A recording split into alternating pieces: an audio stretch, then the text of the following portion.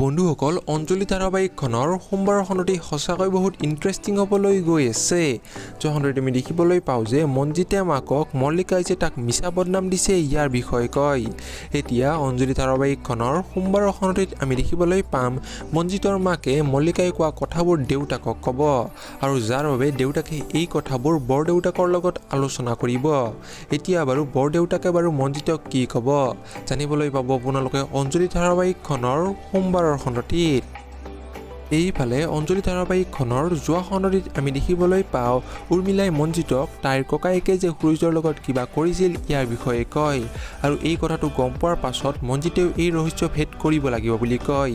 এতিয়া অঞ্জলি ধাৰাবাহিকখনৰ সোমবাৰৰ খণ্ডটিত আমি দেখিবলৈ পাম উৰ্মিলাই পুনৰ ককায়েকক সুৰজক লৈ প্ৰশ্ন কৰিব আৰু যাৰ বাবে ককায়েকে উৰ্মিলাৰ ওপৰত বহুত খং কৰিব আৰু তাইক এটা ৰুমৰ ভিতৰত আবদ্ধ কৰি থ'ব। এতিয়া বাৰু উৰ্মিলাই বাৰু কি কৰিব? সঁচাকৈ অঞ্জলি ধাৰাবাহিকখনৰ সোমবাৰৰ খণ্ডটি বহুত বেছি ইণ্টাৰেষ্টিং হ'বলৈ গৈ আছে। আপোনালোকৰ কোন কোন বাৰু অঞ্জলি ধাৰাবাহিকখনৰ সোমবাৰৰ খণ্ডটি চাবলৈ অধীৰ অপেক্ষাৰে ৰৈছে কমেণ্ট বক্সত নিশ্চয় কমেণ্ট কৰি জনাব।